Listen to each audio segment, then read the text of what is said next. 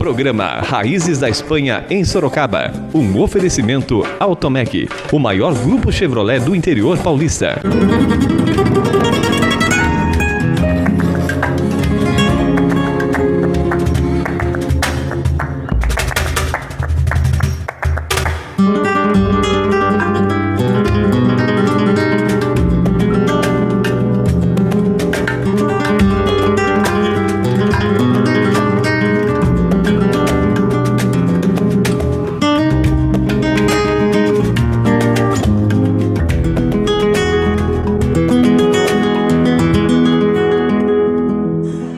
Olá, no Raízes da Espanha Sorocaba de hoje você vai descobrir que não há idade para realizar um sonho.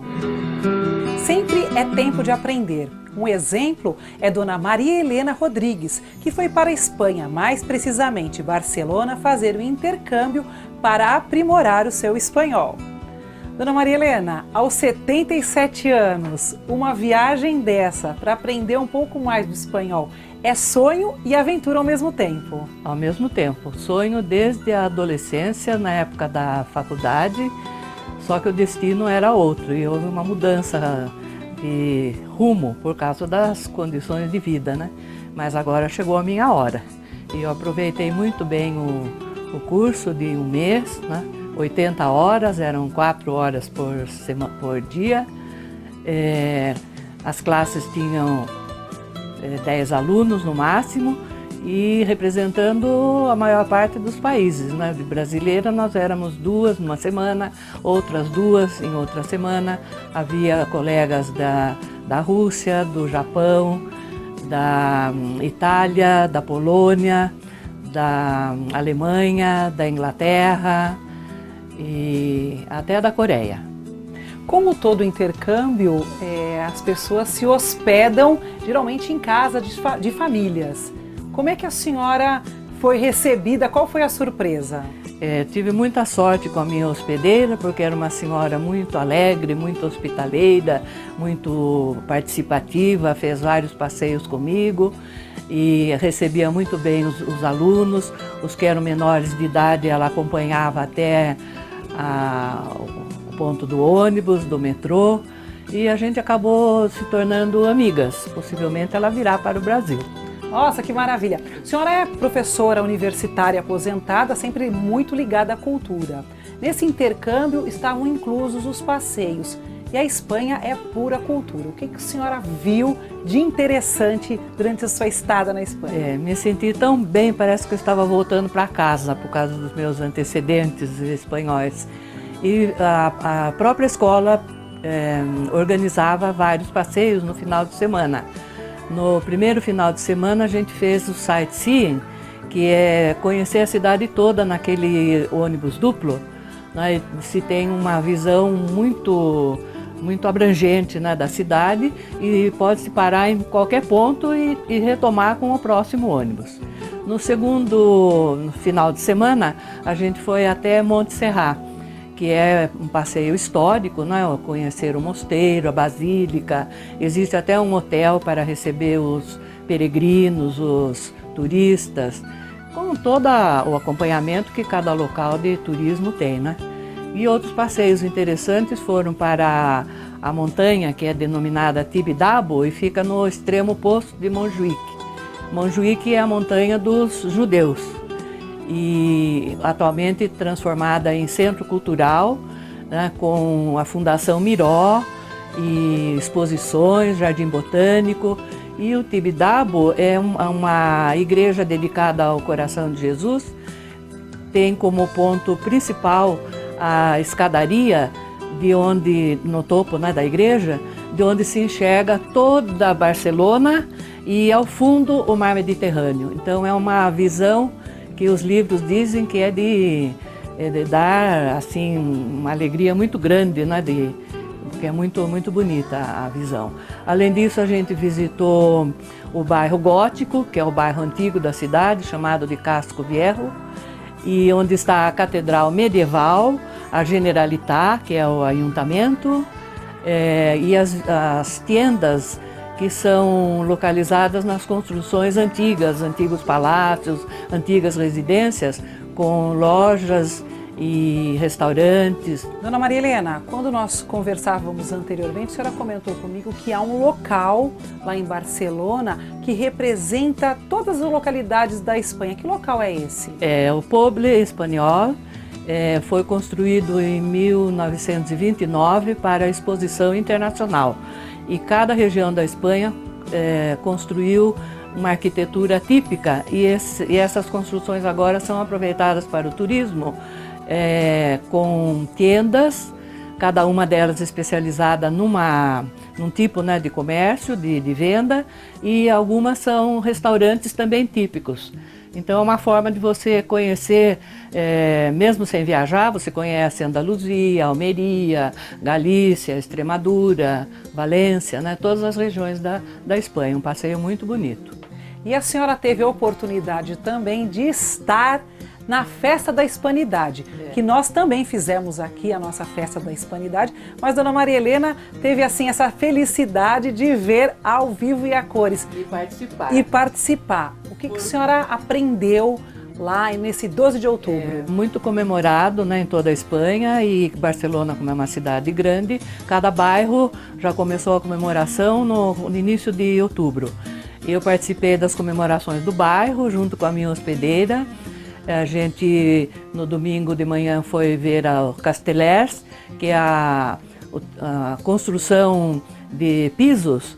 Os jovens, nos ombros, né, dos mais velhos, até chegar ao 9º, 10º piso, que é sempre uma criança. Esse que eu fotografei, a criança é de 5 anos. Está lá, é uma pirâmide humana e chama Casteller, porque forma um castelo, né? No final de semana, a gente participou da butifarra, que é um tipo de churrasco, né?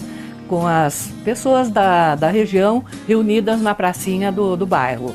E no dia seguinte houve uma atividade musical com o conjunto musical de Cuba, que eles chamam de Habanera. Além disso, no início das comemorações, no bairro Gótico teve uma outra atividade também típica chamada Corre-Fox, que são os jovens que correm com o fogo, né, por todas as calles, né, do bairro. Então foi uma alegria muito grande poder participar da hispanidade dentro da Espanha e de uma cidade bem nacionalista, né? Como é Barcelona. Dona Maria Helena, agora me diga, por que fazer um intercâmbio nesta altura, quando a senhora poderia só viajar para aproveitar e conhecer coisas novas? Eu aproveitei e juntei as duas coisas, né? O meu sonho de juventude, de fazer um intercâmbio, que agora chegou a minha vez, né, depois do meu filho, e juntei com o passeio, né? Eu conheci praticamente Barcelona toda nessas 5 semanas que eu fiquei lá fazendo o curso e passeando, né? Porque as aulas terminavam às 1h30 da tarde e a gente tinha o resto do dia, né, e da noite. Participei com a minha hospedeira de até bailes da cidade, né, para conhecer. Tive a sorte também de poder conhecer e vivenciar a vida de uma cidadã, né, de uma nativa de Barcelona, né. Uma vez até me perguntaram informação, pensando que eu era espanhola. E a gente pode concluir então que a senhora é um exemplo e que sempre é tempo de realizar o que a gente quer. Sempre. Eu acho que quem tem esse sonho, né, de conhecer outra cidade, outro país e juntar com um curso, não deve achar que a idade é um empecilho, porque na realidade não é. E eu encontrei várias pessoas, várias professoras jubiladas da minha faixa de idade, do Canadá, da Inglaterra, de outros países que também vão atrás do seu sonho, como eu fui atrás do meu, e foi uma ótima experiência que eu recomendo para todos. Perfeito, Dona Maria Helena, parabéns por essa aventura. E se você tem um sonho, acredite, mire-se num exemplo de Dona Maria Helena. No próximo bloco, mais uma história de descendentes espanhóis. Até mais. Quer trocar de carro? Então venha para o Grupo Automec e conheça os últimos lançamentos da Chevrolet: Cruze, Cobalt, Sonic, Spin, Trailblazer, Onix e novo Prisma. O maior grupo Chevrolet do interior paulista. 3 lojas em Sorocaba. Visite grupoautomec.com.br.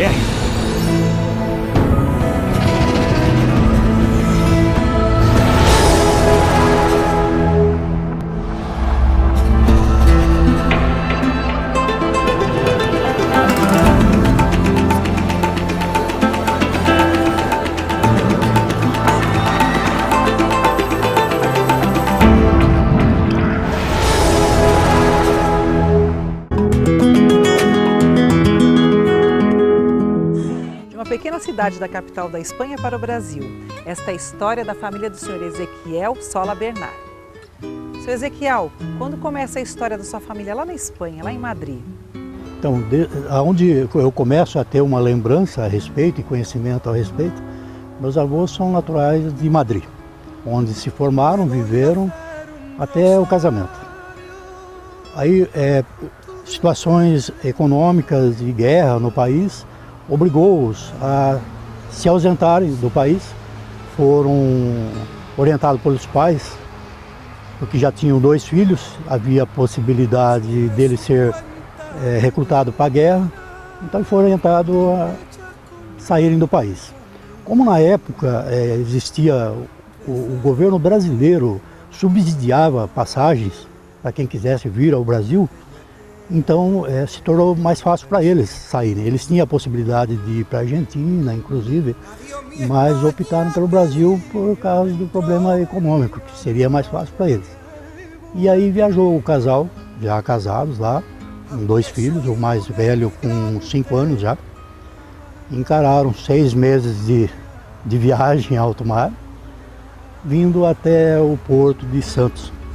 Nesse intermédio passaram por bastante dificuldades, porque na época existia um grande problema nos navios, a possibilidade muito grande, existia realmente, de contaminação pela varíola, chamavam a febre, né? Chamavam bolha preta às vezes, né? E então eles encontraram assim bastante dificuldades. Minha avó conta que nesses 6 meses foram bastante sofridos, mas havia também momentos legais, sabe? Onde eles participavam de festas no navio, né? Ela tocava muito bem as castanholas, né? E se vestiam. Ela tinha, eu não tenho mais acesso, mas ela tinha roupas muito bonitas, muito belas, chales todos cheios de pedrinhas, né? Uma coisa assim bem categórica de lá mesmo, né? A gente chegou a conhecer. E elas aproveitavam esses movimentos que tinha no navio para a descontração que eles promoviam, né? Para se divertir um pouco. Então ela contava das dificuldades que houve na viagem e dos momentos bons, né? Tanto ela quanto o meu avô. Seu Ezequiel, saindo da Espanha, a viagem do navio, chegando no porto de Santos, depois foram encaminhados para a hospedaria do imigrante. E qual foi o destino deles inicial? Então ali a princípio, como lá na Espanha eles já trabalhavam como oleiros, fabricavam tijolos, tinha bastante experiência, meu avô muito forte, trabalhador, e ela também. Então alguém lá no porto recrutou o trabalho deles para trabalhar numa olaria aqui na cidade de Ibitinga. E eles indo para lá, para a região, abraçaram a oportunidade e o trabalho e chegaram ao ponto de, trabalhando ali, constituíram mais família ali, vendo a necessidade do trabalho, abraçaram o trabalho, a causa, né? E acabaram até adquirindo essa mesma olaria onde eles foram trabalhar de empregado ali. Viveram ali 12 a 14 anos, mais ou menos, dentro do que eu sei. Saindo de Ibitinga, eles foram para o Paraná. Foram ao Paraná. Chegando no Paraná, tiveram mais filhos. Tiveram mais filhos. E tem uma história até engraçada aí, que é uma homenagem ao navio, né? Que o senhor me contou. Realmente. O navio ao qual eles vieram, de lá para cá, se chamavam de Arquimedes. Arquimedes com CH. Arquimedes. E quando ela teve vários filhos depois, lá no Paraná, já na cidade de Marialva. E um dos filhos, ela colocou o nome do navio, o Arquimedes. Hoje já falecido, né? Mas ela teve essa... Eu acho que foi por inspiração do tempo que eles viveram no navio ali, né? E também provavelmente porque a chegada ao Brasil trouxe um pouco de felicidade para ele. Com certeza, eles se sentiram muito bem aqui, gostaram da convivência com o povo brasileiro, se deram muito bem. Seu Ezequiel, a sua mãe também casou-se com descendentes de espanhóis. Sim, por coincidência, as 2 famílias compraram propriedade na cidade de Marialva, no Paraná. A gente fala na cidade, no município. O município estava todo por fazer, era mata ainda, mata bruta, né? E eles comprando ali acabaram se conhecendo. Os 2 compraram uma gleba na mesma estrada, que na realidade na época não era estrada, eram picadas. Minha mãe conta que os filhos mais velhos iam para trabalhar e as meninas iam para levar alimentação. encontrava cobra atravessando a estrada que não sabia para que lado estava a cabeça, tamanho era o bicho, né? Então, assim, um morava a 4 quilômetros da cidade, tinha a propriedade a 4 quilômetros da cidade e o outro a 6 quilômetros da cidade. Então, se cruzavam, as famílias indo para o trabalho, as meninas indo levar o almoço, e acabaram se conhecendo, as famílias ali.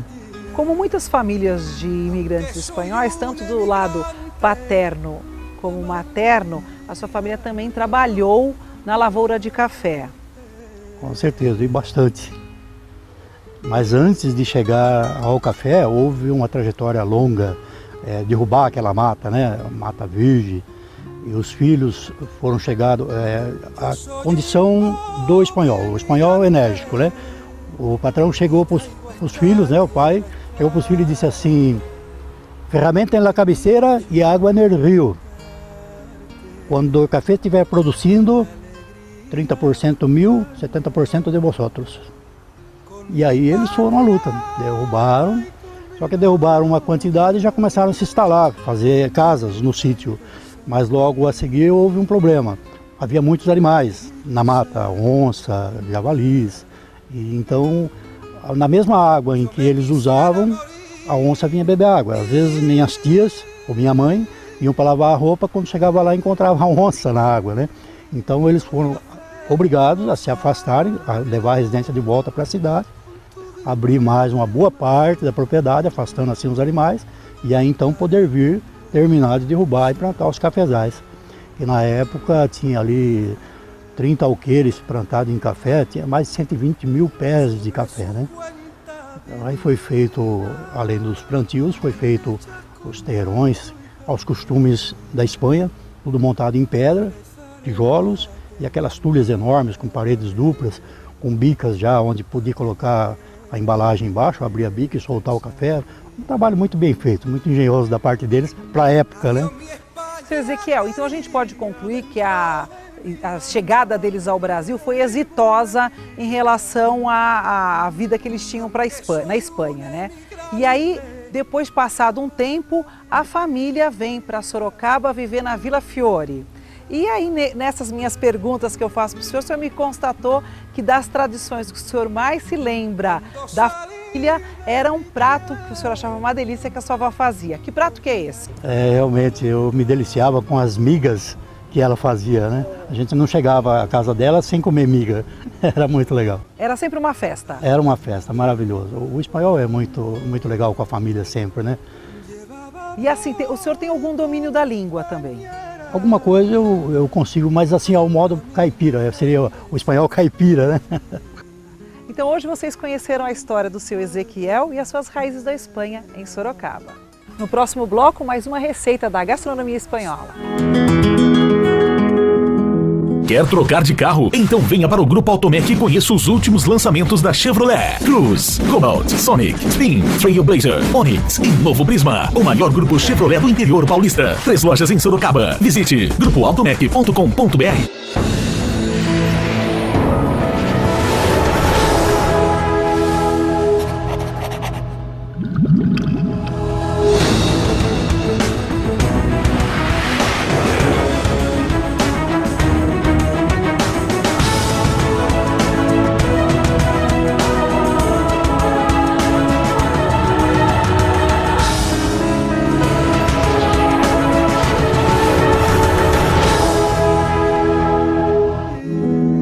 Nosso convidado de hoje é o chefe Alessandro Moreno. Participa sempre de todas as atividades da Casa de Espanha e hoje convidado especial do Raízes da Espanha em Sorocaba. Alessandro, muito obrigada pela sua participação mais uma vez aqui, mostrando pra gente uma receita tradicional lá da Espanha. Seja bem-vindo.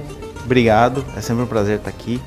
E hoje a gente vai apresentar as torrijas espanholas. As torrijas originalmente eram feitas na Quaresma e Semana Santa, depois para o Natal e aí acabou se estendendo pelo ano todo. Isso, exatamente. Hoje ela é uma sobremesa muito usada durante o ano todo, no Natal, na Quaresma, em outros lugares, aqui no Brasil também é muito conhecida como a rabanada.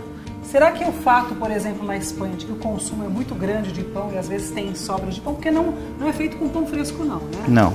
É sempre pão amanhecido. Sempre pão amanhecido. Talvez seja um dos motivos de que esse doce é tão tradicional lá. Com certeza. É um doce que é muito simples de fazer, as pessoas podem aproveitar o pão que tem em casa, que está amanhecido. A gente vai ver que os ingredientes são simples, então a gente vai ver que não tem muito segredo. A sua receita, pelo que eu estou vendo, é muito especial, mas existem algumas variações. Sim, sem dúvida. Quais são os ingredientes da sua receita? Não, basicamente aqui a gente vai, para fazer algumas rabanadas, né? A gente vai utilizar 250 ml de leite, a mesma medida de leite condensado, 2 ovos e uma porção pequena de açúcar e canela. Mas na Espanha também existe o costume de fazer com outros ingredientes. Também tem algumas receitas que usam mel, então ela fica mais requintada. Ai, mas essa aqui deve estar uma delícia, Não, né? vai ficar gostosa. Vai ficar boa. Qual é o próximo passo? Bom, vamos lá. Vamos começar aqui misturando o leite, né? A gente vai colocar o leite aqui. Isso aqui não há necessidade de ir ao fogo? Não. Tudo cru? Tudo cru, tudo frio. O fogo é o último processo onde a gente só vai fritar as torrilhas. A gente vai misturar esse leite aqui com esse leite condensado para criar uma mistura que a gente vai literalmente, vamos colocar o pão aqui para ele absorver essa mistura, né? Depois, o segundo passo é passar esse pão no ovo batido, para ele criar uma camada por fora que vai prender esse leite lá dentro. Então vai criar uma sobremesa muito saborosa. Alessandro, pelo fato de ser leite condensado, já ser doce, não há necessidade de açúcar. Isso, exatamente. Não tem necessidade. Viu que a quantidade que a gente colocou de leite condensado é até uma quantidade considerável, né? Então não há necessidade aqui. Já esse fica doce docinho, aqui já né? tá uma quantidade bacana. Aqui, ó. O segundo passo nós vamos literalmente embebedar essas fatias aqui de leite, de pão, aliás, no leite. E aí vamos deixar eles repousando aqui nesse prato. Existem receitas até que as pessoas fazem de um dia para o outro. Coloca uma quantidade, não precisa ser muito grande, de leite. E aí o pão vai absorvendo. No dia seguinte ele está pronto para você passar no ovo e fritar. Você não deixa encharcando, só passa e retira. Não deixa encharcando muito, porque senão depois na hora de fritar ele dificulta um pouco. O ideal é você fazer com o pão, ele esteja naquele ponto que ele está bem duro. Quanto mais durinho, melhor. Porque ele vai ser um pão que ele vai absorver bem o leite e não vai desmanchar tão fácil. Esse aqui é o pão francês, mas pode ser usado outro tipo de pães, de Sim, forma. Exatamente. Pode ser usado pão de forma, pão italiano. Você pode usar o pão que você quiser. Pão espanhol. Sem dúvida, pão espanhol. Minha mãe fazia muito, quando eu era pequeno, com pão caseiro, receita da família. Então, me traz boas lembranças. Aqui agora a gente já passou o pão no leite, né? Então ele vai ficar alguns minutinhos aí descansando. E é bom assim lembrar também que, como a gente falou, né? Tem variações, tem o pessoal que usa mel. Você pode misturar o leite aqui também, anis ou conhaque para dar um gostinho diferente na receita. É uma dica bacana também. Então você que gosta de aromatizar as receitas aqui, pode colocar, mistura aqui no leite, né? Isso, mistura no leite. Pode agregar alguma bebida alcoólica aqui, ou então raspas de laranja também, Isso, raspas de laranja, gostoso, Fica muito a bom. dica. Então, E agora? Agora a gente vai passar, nós vamos passar o pão no ovo. No ovo Então, aqui batido. são 2 ovos que eu tô colocando aqui nesse outro bol, tá? Vou bater ele. Então, Valéria, enquanto a gente bate o ovo aqui, ó, eu já deixei o fogo ligado lá, pro óleo ficar bem quente pra gente poder fritar as nossas torrilhas e elas não ficarem encharcadas, tá? Agora a gente vem pra cá, tá? Eu vou te ajudando aqui, Isso, tá? ok. Vamos lá que a gente vai passar, nós vamos passar elas no... Passar elas No no ovo agora? exato. No ovo você não faz esse processo também de deixar descansar um pouquinho do ovo. Vai daqui direto pra frigideira. Isso, direto. Só passar um lado, outro lado e vem pra frigideira. Vamos lá.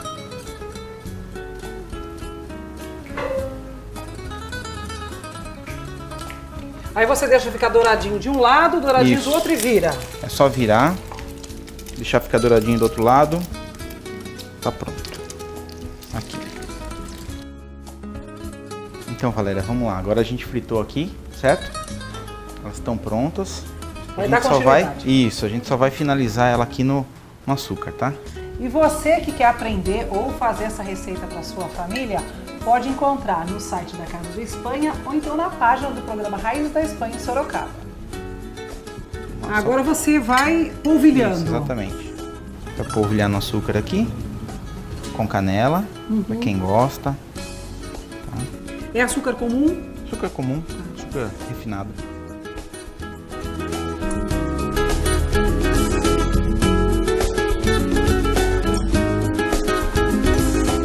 Então, Valéria, aqui a gente passou açúcar então com canela e tá finalizada a nossa receita. Uma dica bacana é você guardar isso aqui num recipiente fechado, certo? Livre de ar, que ela vai ficar sempre fresquinha e crocante. De maneira nenhuma não guarde na geladeira, porque não vai ficar bom. Ela vai ficar borrachuda, vai ficar estranha, mas guarda na temperatura ambiente, num recipiente fechado, que fica bacana. E é na temperatura ambiente que eu vou experimentar Exatamente. agora. Deixa eu ver.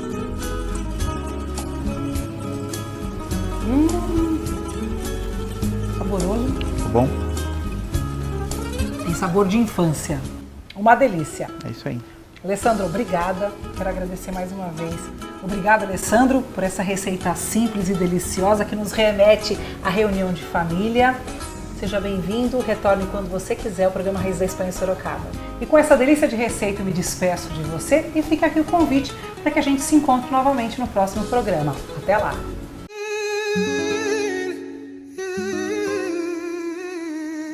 Programa Raízes da Espanha em Sorocaba. Um oferecimento Automec, o maior grupo Chevrolet do interior paulista.